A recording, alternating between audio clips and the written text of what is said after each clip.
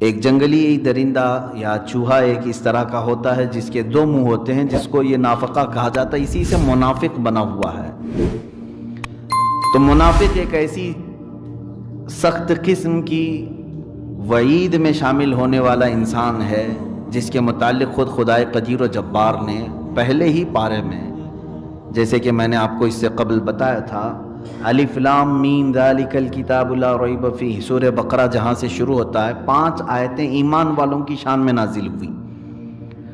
پھر اس کے بعد ان الذین کفروا سواء علیہم اانذرتہم سے لے کر عذاب عظیم تک 2 آیتیں کافروں کے لیے نازل ہوئی، 5 آیتیں منافقین کے لیے اور 2 آیتیں کافروں کے لیے، مشرکین جو کھلے ہوئے کافر ہیں۔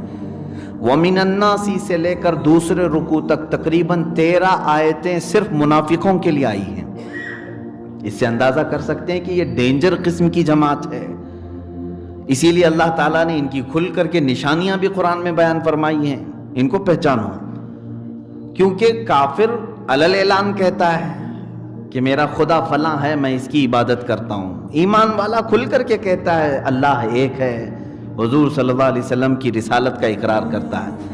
کافر بھی ظاہر ہے اور ایمان والا مومن بھی ظاہر ہے، لیکن منافق کو پہچاننا مشکل ہے کہ یہ کبھی کفار و مشرکین میں جاتا ہے تو ان کی باتیں کرتا ہے، ان کے بتوں کی، ان کے گرو گھنٹالوں کی، اور پھر جب ایمان والوں میں آتا ہے تو کہتا ہے ہم تمہاری طرح سے ہیں۔ یہ نشانیاں بھی قرآن میں اللہ تعالیٰ نے فرمایا وَإِذَا لَقُوا الَّذِينَ قَالُوا آمَنَّا وَإِذَا خَلَوْا إِلَىٰ شَيَاطِينِهِمْ قَالُوا إِنَّا مَعَكُمْ، جب وہ ایمان والوں میں آ کر کے ملتا ہے تو کہتا ہے ہم سب ایمان والے لوگ ہیں، بڑے بڑے پلاننگ بتاتا ہے، اور جب پھر شیاطین کے پاس جاتا ہے، کفار و مشرکین کے پاس، کہتا میں تو ان کو مذاق کر رہا تھا، بیوقوف بنانے کے لیے گیا تھا، مومنین کو بیوقوف بنانے کے لیے میں ان کی جماعت میں گیا تھا۔ کفار کو بھی راضی رکھنا چاہتا ہے، مومنین کو بھی راضی رکھنا چاہتا ہے۔ وجہ کیا ہے اس کی؟ یہ منافقت آتی کیسے ہے اس کے اندر؟ صرف اور صرف دنیاوی ہوس اور لالچ انسان کو منافق بناتی ہے۔ منافق کیوں بنتا ہے آدمی؟ اس میں فائدہ کیا ہے اس کا؟ اس کا فائدہ صرف دنیاوی ہوس ہے، ہرس ہے اور لالچ ہے کہ مسلمانوں کے ساتھ رہے گا تو یہاں کا جو مال غنیمت ہے یہ بھی ملے گا، کفار و مشرکین کے ساتھ رہوں گا وہاں بھی کبھی مال آئے گا تو وہ بھی ملے گا۔ دونوں جگہ اپنے جھنڈے لہرانا اس کو اچھا لگتا ہے۔ ظاہر سی بات ہے اس زمانے میں یہ دیکھنے کو بھی ملتا ہے، بی جے پی میں بھی جھنڈا لے کر کے جا رہے ہیں، کانگریس میں بھی جھنڈا لے کے جا رہے ہیں، نہ وہ بی جے پی کے ہیں نہ کانگریس کے ہیں۔ کیوں میاں کیوں جا رہے ہیں؟ دنیاوی ہوس ہے ان کو، ہرس ہے، ادھر سے 500 ملیں گے ادھر سے 500 ملیں گے، ہیں کسی کے نہیں۔ منافق اسی طرح سے دونوں جماعتوں کے درمیان گردش کرتا ہے اور اس کے لیے سخت ترین وعید ہے۔ میں پچھلی تفسیر سے آپ کو جوڑ رہا ہوں، اللہ نے فرمایا بشر المنافقین بان لهم عذابا الیما، اے رسول بشارت دے دو منافقین کو، اللہ نے ان کے لیے درد والا عذاب رکھا ہے۔ عذاب ہی ڈینجر ہے اور پھر اس میں درد والا کیسا ہوگا یہ اللہ بہتر جانتا ہے۔ مطلق اگر اللہ نے عذاب قرار دے دیا تو اس کا تو سب سے ہلکا عذاب دوزخ کا یہ ہے، حضور اکرم صلی اللہ علیہ وسلم نے فرمایا سب سے ہلکا عذاب اگر کسی کو دیا جائے گا جہنم میں تو وہ یہ ہے کہ آگ کی جوتیاں پہنائی جائیں گی جس کی گرمی سے اس کا بھیجا کانوں سے باہر آ رہا ہوگا۔ یہ ہلکا عذاب ہے، منیمم اگر کسی کو دیا جانا ہے تو اتنا دیا جائے گا۔ اور جہاں اللہ نے عذاب علیم کہا، درد والا عذاب، عذاب عظیم کہا، بہت بڑا عذاب، عذاب مہین کہا، ذلت والا عذاب، وہ اللہ ہی بہتر جانے کہ وہ کیسے عذابات ہوں گے، وہ کس قدر سخت ترین ہوں گے۔ تو منافقین کے لیے اللہ نے فرمایا درد والا عذاب ہوگا، ان کو دردناک عذاب ہوگا۔ کیوں؟ یہ کھل کر کے کبھی انہوں نے اقرار کسی چیز کا نہیں کیا، یہ ایک طرف نہیں ہو سکے۔ منافقت ایک بہت بری خصلت ہے، اللہ ان تمام چیزوں سے ہماری حفاظت فرمائے۔ ہمیشہ دعا یہ کرو کہ اللہ منافقت سے مجھے بچائے۔ یہ چیز اب کے زمانے میں ہم کسی کو منافق نہیں کہہ سکتے، یہ بھی بات میں نے بتایا تھا، کیونکہ نفاق دل کی کیفیت کا نام ہے۔ منافق جو ہوتا ہے وہ دل سے ہوتا ہے، اندر سے ہوتا ہے، دکھتا نہیں، کسی کی پیشانی پر لکھا ہوا نہیں یہ منافق ہے۔ اگر یہ اختیار دے دیا جائے تو پتہ نہیں جس سے جس کو دشمنی ہے وہ بول دے گا یہ منافق ہے، اس کو خارج کر دے گا، وہ منافق ہے، اس کو خارج کر دے گا۔ اس لیے اسلام نے، حضرت عمر فاروق رضی اللہ تعالیٰ عنہ نے اپنے زمانے میں اعلان فرمایا تھا کہ 2 ہی کیٹیگری ہوں گی ابھی آج سے، یا تو مومن ہوگا یا تو کافر ہوگا۔ کلمہ طیبہ پڑھ رہا ہے تو اس کو مومن کہو، اندر سے کچھ بھی ہو، ہمارے لیے حکم یہی ہے، ظاہر دیکھا جائے گا۔ اور اگر کلمہ کفر کہہ رہا ہے تو اس کو کافر کہو، اس لیے کہ وہ ظاہری دیکھا جائے گا۔ تو آج کے زمانے میں ہم منافق کسی کو ٹارگٹ کے ساتھ کہہ نہیں سکتے، کیونکہ یہ دل کے اندر چھپی ہوئی چیز ہوتی ہے، اور یہ باتیں تو اللہ کے نبی ہی بتا سکتے، یا ان کی عطا سے، اللہ کی عطا سے کوئی اور محبوب بندہ جان لے تو الگ بات ہے، لیکن دلوں کے اندر چھپی ہوئی چیز کو ہم نہیں بتا سکتے۔ اب یہاں پر ہم کسی کو ٹارگٹ کے ساتھ منافق تو نہیں کہہ سکتے، لیکن علامات منافقت، جو نفاق کی علامتیں ہیں، وہ تو ہمیں حدیث نے بھی بتائی ہے اور قرآن نے بھی بتائی ہے۔ یہ چیزیں دیکھو، اگر یہ منافقت کی علامتیں پائی جا رہی ہیں تو ایسوں سے دور ہو جاؤ، اپنے آپ کو دور کر لو۔ وجہ کیا ہے؟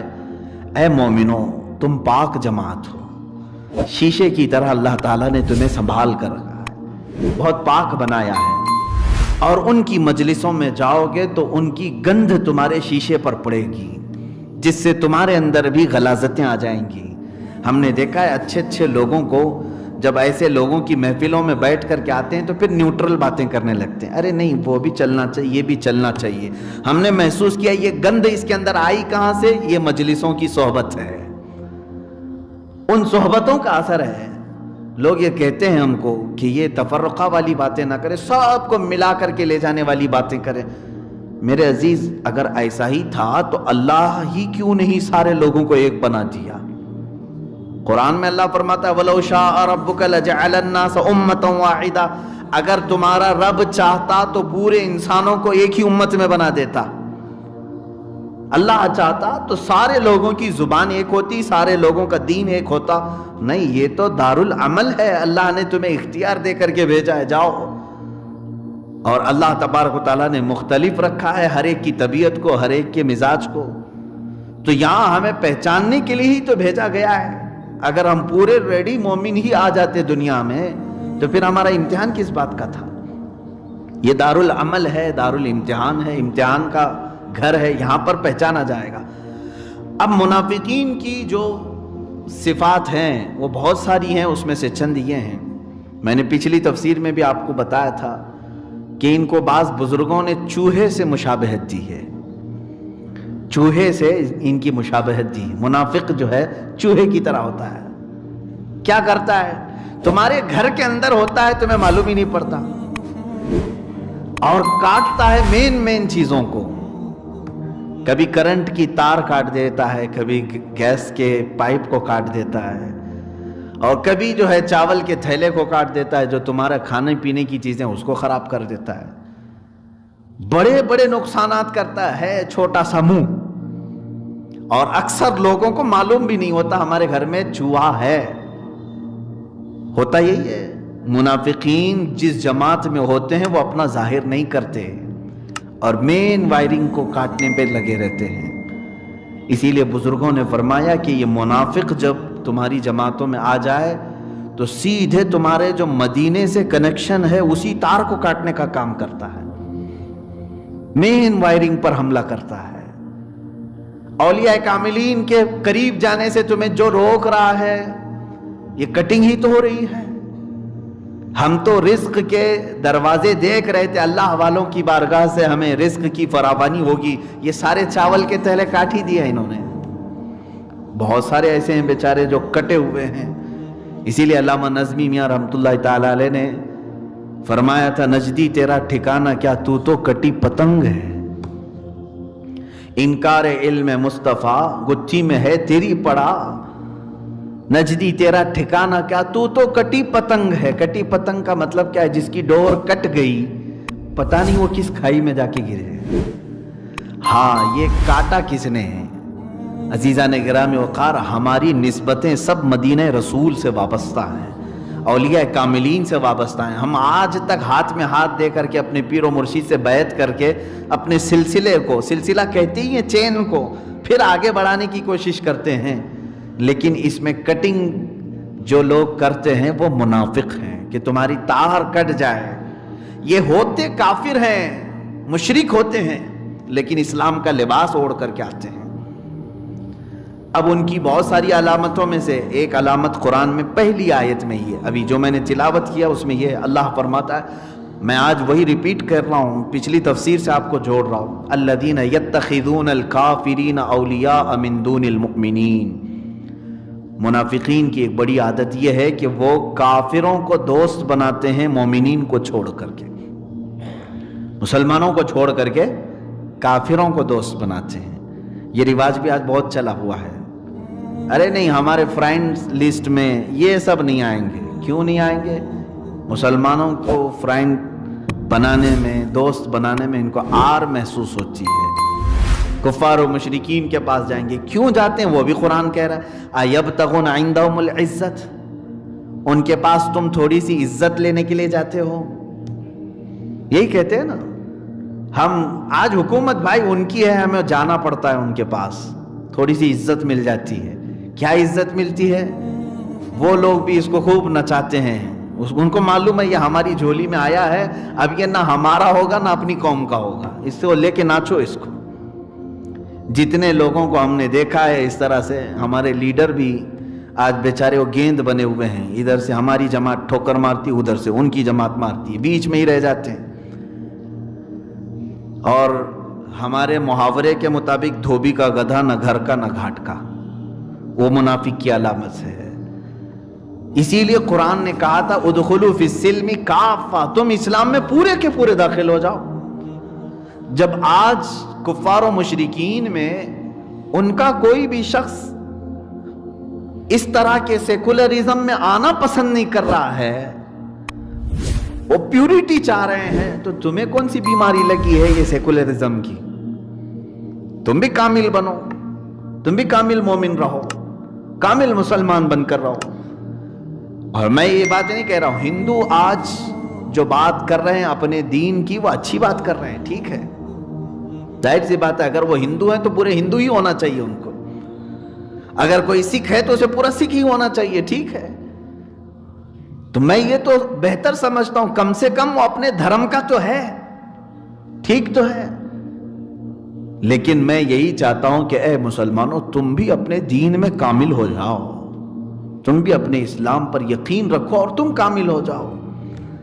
اور اللہ رب العزت نے یہاں پر جو علامتیں بیان فرمائی، یہ علامتوں سے تم پہچانو کہ کہیں ایسا تو نہیں کہ یہ چیز میرے ہی اندر آ رہی ہے، میں تھوڑے سے پیسوں کے لیے، تھوڑی سی عزت کے لیے اس کی ہاں میں ملایا، اس کی ہاں ملایا، اس کے پاس گیا.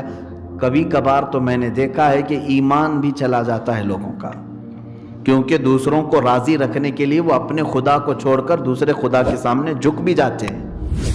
ہوتا ہے ایسے، کہتے ہیں نہیں یہ سب کرنا پڑتا ہے ہم کو، ہم سیاست میں ہیں، ہم کو سب کرنا پڑتا ہے. تو یہی تو منافقت ہے. اور تمہارے لیے میں بشارت دیتا ہوں، اللہ نے فرمایا دردناک عذاب ہے، دردناک عذاب ہے. اور میں نے یہ بھی بتایا تھا کہ اسلام کو سب سے بڑا نقصان اگر کسی سے پہنچا ہے تو منافقین سے پہنچا ہے. ہر زمانے میں منافقین سے سب سے بڑا نقصان پہنچا ہے. وجہ یہ ہے کہ ہم اس کو بہت دیر سے پہچانتے ہیں. میں کل ہی کچھ چیزوں کے مطالعے میں تھا، کینسر کی بیماری کے بارے میں کبھی کبھار پڑھنے کو ملتا ہے، میں بھی پڑھتا رہتا ہوں.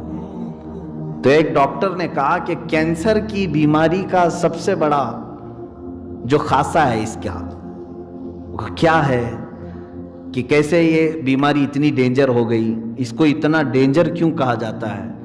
اس ڈاکٹر نے کہا کہ اس کی سب سے بڑی چیز یہ ہے کہ یہ لاسٹ سٹیج تک جلدی پہچان میں نہیں آتی کسی ڈاکٹر کے، معلوم نہیں پڑتا. اگر یہ معلوم ہو جائے تو شروع ہی میں ہم علاج کر دیں گے. یہ فرسٹ سٹیج میں، سیکنڈ سٹیج میں، تھرڈ سٹیج میں جا کر اکثر کو معلوم پڑتی ہے. کسی کو ریئر ہے سیکنڈ سٹیج میں معلوم ہوا، علاج ہو گیا تو ہو گیا، لیکن 98% اس کا علاج نہیں ہوتا. 2% صرف امید ہے کہ وہ ہاتھ میں آ جائے. کیوں؟ یہ ڈینجر اس لیے ہے کہ آخر وقت تک کینسر معلوم نہیں پڑتا. بڑے بڑے ڈاکٹرز کا کہنا ہے پیٹ میں درد رہا, اس کو چورن کھا کر کے بد ہضمی سمجھ کر کے چلاتے رہے, بہت دنوں کے بعد پتہ چلا کہ نہیں یہ تو کینسر تھا. بہت ساری ایسی چیزیں ہیں.